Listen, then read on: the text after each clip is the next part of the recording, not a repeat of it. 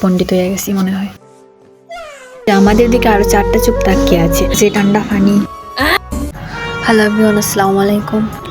তো আজ আমি আপনাদের সাথে শেয়ার করবো আমি ঘুম থেকে উঠে কী করি। প্রথমে জানালার দিকে একটু তাকালাম, দেখি অনেকটা কুয়াশা এখনো। তারপর নিজের বিছানাটা ঠিক করে গুছিয়ে নিচ্ছিলাম।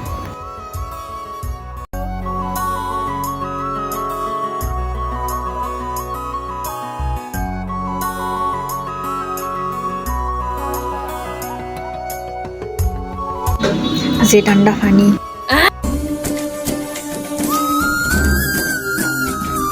এত ঠান্ডার মধ্যে এখানে একজন দাদু সবজি নিয়ে বসে আছেন।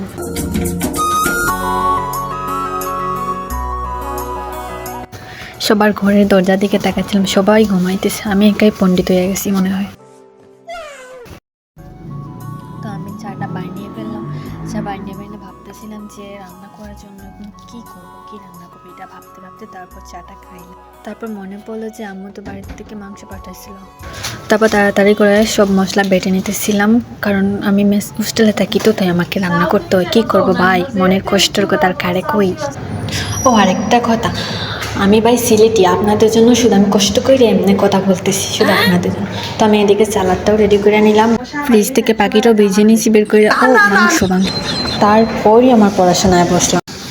আজ তেমন বড় কোনো লক্ষ্য নেই, শুধু একটু একটু করে এগিয়ে যাওয়া, কারণ আমি জানি এই ছোটো ছোটো অগ্রগতিগুলো এক সময় বড় পরিবর্তন এনে দেয়। কখনো কখনো একটু দ্রুত পড়ি, আবার কখনো কখনো একটু ধীরে পড়ি, কিন্তু নিজের রুটিনটা ধরে রাখার চেষ্টা করি। এই সময়টা আমার নিজের সঙ্গে সময় কাটানোর মতো। কাগজে লেখা শব্দগুলো আমার মনে করিয়ে দেয় আমি শিখছি, আমি চেষ্টা করছি, আর আমি আগাচ্ছি। তাই সব কাজ শেষে বই নিয়ে বসে পড়ি, যেন আমি আমার স্বপ্নের দিকে একটু একটু করে এগোতে পারি, আমার বাবা মার স্বপ্ন পূরণ করতে পারি। আমাদের ভুললে চলবে না যে আমাদের দিকে আরও 4টা চোখ তাকিয়ে আছে, আমাদের উপর ভরসা করে ওরা ওইখানে বসে স্বপ্ন দেখছে, আমাদের নিয়ে স্বপ্ন দেখছে।